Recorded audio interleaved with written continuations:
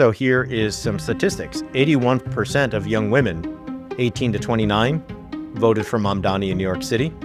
Reactions from the American right that you might expect. Joel Wein, noted misogynist and ultra-Christian nationalist, who says that revival in the United States would look like giving death penalty to women who get abortions, says, "We sincerely love women, and in love we must take away their right to vote."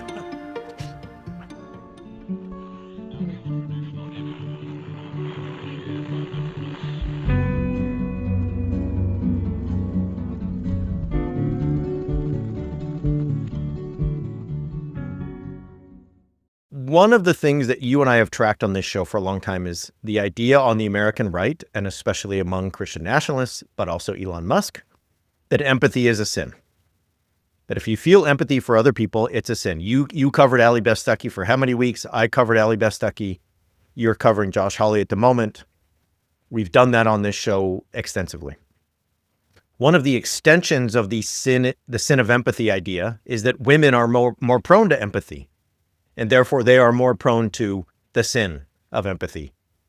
And you hear that now when it comes to why women are ruining everything by voting how they are. So here is some statistics. 81% of young women, 18 to 29, voted for Mamdani in New York City.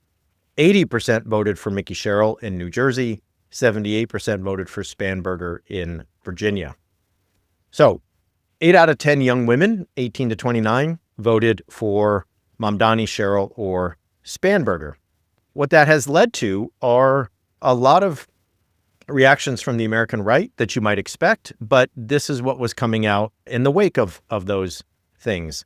Joel Wein, noted misogynist and ultra-Christian nationalist, who says that revival in the United States would look like giving death penalty to women who get abortions, says, "We sincerely love women, and in love we must take away their right to vote." This was in response to a tweet from somebody who said, "Women overwhelmingly vote for pro-migrant policies, and now men must risk their lives to fend off a world that leftist female votes created." So what's happening, Dan, just to connect all these dots, is that when it comes to Mamdani especially, but anyone who's a Democrat generally, if you're an 18-year-old woman, a 26-year-old woman, et cetera, what they are saying is you're voting for leftists. Those leftists are pro-migrant. Migrants are violent and prone to commit all kinds of crimes against young women. And we all know they're thinking if you're young white women. And therefore, women have ruined everything by voting for the pro-migrant, i.e. pro-criminal, i.e. pro-sexual assault and other things against white women demographics. Let me play you a clip from Avery Day, who is a right-wing voice with tens of thousands of followers on Twitter, who I think distilled this very well. In New York City, women aged 18 to 29, 84% of them voted for Zohran Mamdani. I guarantee you most of them could not tell you why. Besides, something about empathy towards migrants. The same migrants that want to implement Sharia law, which takes away women's rights. The irony of this is women aged 18 to 29 are likely the target demographic for men. So they are voting to make their city less safe for themselves when they are getting stalked or harassed or raped or worse by a mentally ill homeless person. A social worker will show up, an unarmed social worker with no training, because Zohran Mamdani wants to defund the police. They want to protect the illegals in our country and make New York City a sanctuary city because Orange Man bad. But what they don't understand is that idea that there is a hierarchy to civilization, that the rest of the world is so bad we have to open our borders for other people to come in because their lives are worse outside of the country. So Avery Day lays it out as to how women who voted for Mamdani have ruined everything. And she was not the only one who released a video this week along these lines. Another one is Dale Patridge. Dale Patridge is a pastor in Arizona. He leads several initiatives, Dan, from what I can tell, about how to create real men, hard men, the right men, true men. I don't know what other adjectives we want.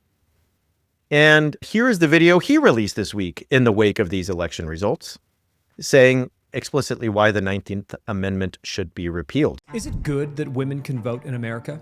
I don't think so, and here's why. Nearly every legalized moral atrocity of the last 100 years was made possible by the female vote. Abortion and homosexuality would likely still be illegal if not for the female vote. Mass immigration in the welfare state rode on the backs of the female vote. Nearly every modern Democrat, including Obama and Biden, were elected because of the female vote. Even last night, the new Muslim New York City mayor, Mamdani, won specifically because of the female vote. The 19th Amendment has been a moral and political tragedy for America, but why? Women were not made to lead, but to follow and to feel. This is God's design, and it's good within the family and the household.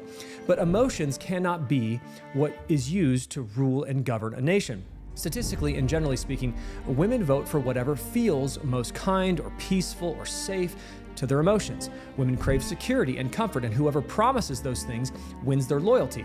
The problem is evil men know this, and they exploit it. For example, women are twice as likely to men to be seduced into an affair. They are 26% more likely to be financially scammed online. They are 3 times more likely to fall prey to psychics and tarot card readings and astrology and mediums. The same emotional vulnerability that shows up there also shows up in politics. Many call it suicidal empathy. So I believe that we should return to the household vote, where women share their thoughts with their fathers or their husbands, and the men in their life make the final decision. Men are not perfect, but they are far more fit to rule with logic, and they are less likely to be deceived in political matters. All right, Dan, lots there. Avery, Dale.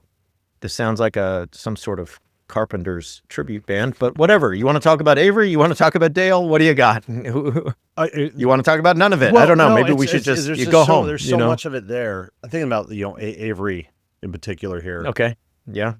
A few things that like I find myself trying to explain to others that I get asked about. Number one, this discourse about women is not only a discourse about women. Lots of women hold these views, and we can think about all the things we've talked about with, the radical traditionalism stuff, just kind of more old school, right-wing, evangelical, gender complementarian, whatever, anti-feminism. I think people often make the mistake of assuming that women don't hold these views, and they do. And we saw some of that in the 2024 election when so many people were surprised that so many women voted for Donald Trump and so on. So you get these views of, from women, about women and women's votes and so forth. And I think that that's something that people sometimes misunderstand about this. I think the other piece is,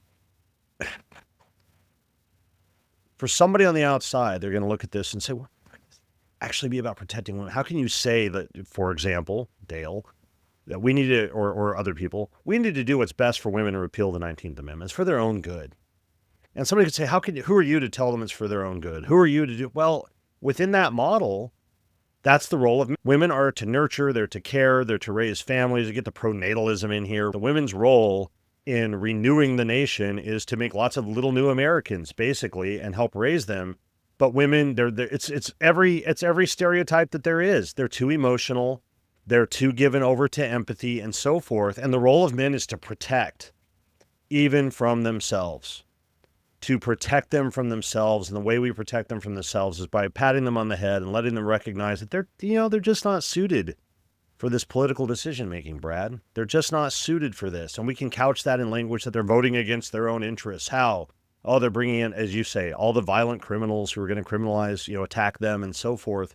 We have to understand that language of care, that's what a lot of people actually believe and actually think care is, right? I am caring for you by limiting your autonomy.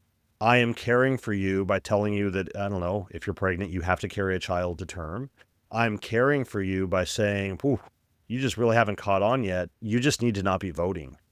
Go home, have your babies, renew the nation, make sure you take them all to Sunday school, and that's your role. And that's the language that we hear, this kind of condescending, masculinist vision of America as what? A straight white male nation, a patriarchal nation, and women have their place within that, but their place is very specifically in subservience to men, serving the interests of men.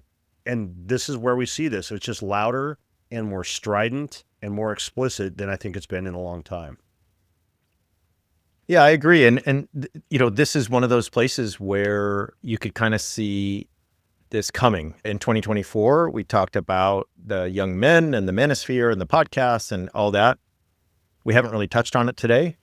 The results were mixed, I think, from these elections with young men and how they voted. Now, again, this is one of those, whatever. We don't have to get into the young men today. Young women did not vote that way. Yeah. But young women are that demographic that the GOP has not been able to make inroads in any real, move the needle kind of sense. And it happened again in these midterms. It's just 8 out of 10 young women, 18 to 29, do not vote for Republican candidates. And what you have is what you just said, but I'll say it again, is over the last 10 years, a growing movement that has changed the Overton window, where it is increasingly often that you hear pastors, Christian nationalists, leaders, Pete Hegseth's influence, Doug Wilson, and people in that whole orbit saying, repeal the 19th Amendment. I mean, that is something that is on the table. Is it likely? No. But to say that out loud, Dan, in the Obama years, people would have just looked at you like, get this guy off the stage and get these people away from us. If you had said then, and this is the other thing, if you had said in their heart of hearts, this is what a lot of people on the right want. They want to take away not just women's, rights to health care or whatever, but they want to take away their rights to have any say in political life. If you had said, this is what lots of pastors believe when they stand up there and they talk about male headship and all of this is what they actually think. Because I had these conversations and I would tell people, this is what they had. And they, oh, you're crazy. How do you know what they actually think? What are you, a mind read? And yeah, here it is. They're just saying the quiet part out loud. This stuff isn't new. I've been saying that since Trump first appeared on the scene, that he is sort of the expression of these deep impulses.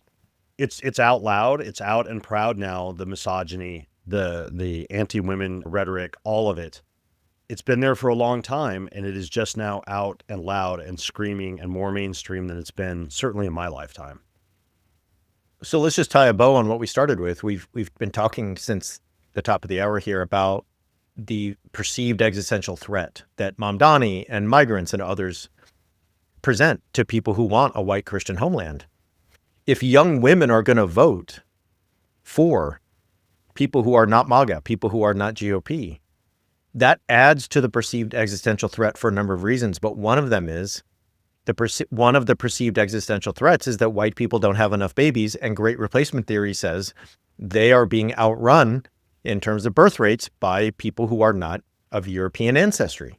Part of the existential threat here is pronatalism, Mm-hmm. and the call and from the American right, including both Christian nationalists and technocrats, including the Elon Musks of the world, the Curtis Yarvins of the world, and the Dale Patridges and Doug Wilsons and others of the world saying we need more white babies.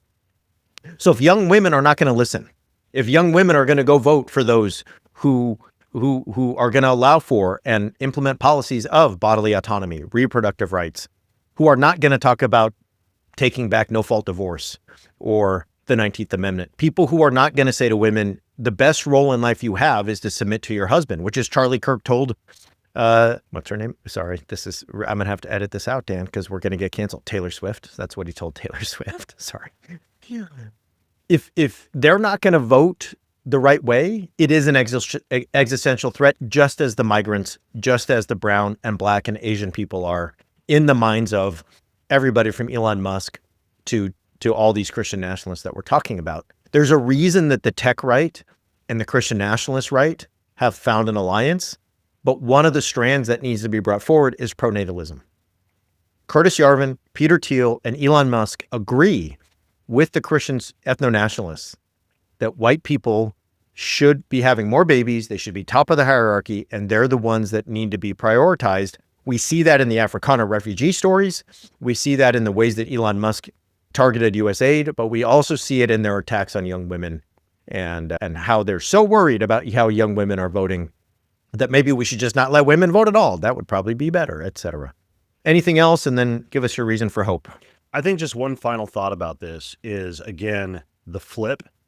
In 2024, when you had large numbers of Latinos, especially Latino men, supporting the GOP. You had inroads with African Americans.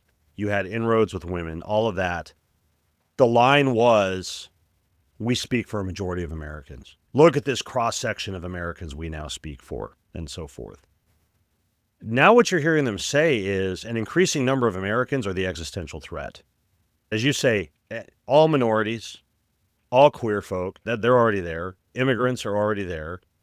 But now we've also got this, maybe not all women, but sort of that 18 to 30 demographic, the young white women and so forth. That's a sign of a political movement that is dangerous because it's desperate. Because when you see yourself with that many enemies everywhere, and they're not all coming in from outside, they're not all sneaking around. We're now talking about all those white women, the same women that they were busy saying that they had made inroads with right in the last election. I think that's something to watch. I think it's something to be aware of. And I think that flip in rhetoric is something we see in the right all the time, that whatever sort of suits their interests in the given day.